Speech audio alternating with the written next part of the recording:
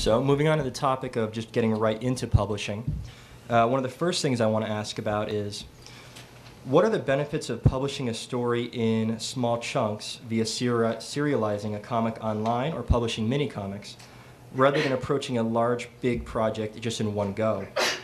So what are your thoughts on that? I know, Liz has done a lot of minis, and many of you have a lot of your work online. And, Dave, you've done just the first couple of chapters of a much larger script for the Rag Box. Yeah, the way that I set about doing the Rag Box, which is probably not the smartest way to do it, but it's 25 chapters, and I wanted a different artist for every chapter. This is kind of an experiment. So trying to find 25 collaborators that you feel comfortable working with is almost impossible.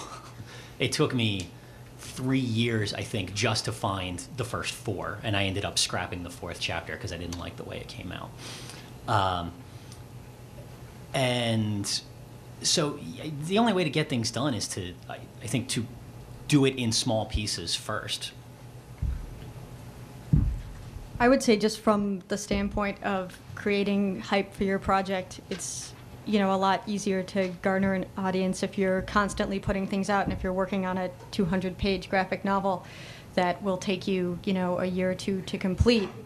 If no one's going to see that work for 2 years, you'll kind of start to fade into obscurity. But if you're releasing it slowly, you keep popping up every couple of months and having something to show for your work, so people are knowing that you're generating this work and you're generating enthusiasm for it by putting it out.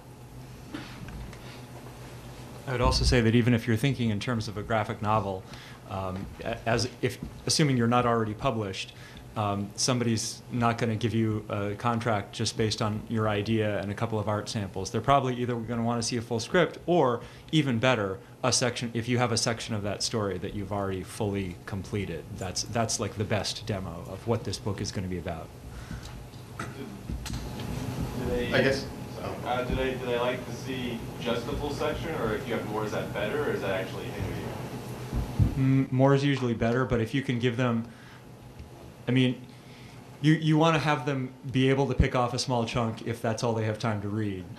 So don't just give them your 400-page script, but yeah, if you have a little thing that they can, that's like an illustrated piece that they can read, and you have your 400-page script, sure. Yeah. I mean more in the sense of, like, if you have a story, if they want to change your approach to it, does it hurt you to have it already all kind of like done? Well, that is a good point. The question is, if they want to actually change your approach, does it hurt you if you've already illustrated the whole thing? And it is conceivable that it could. Yeah,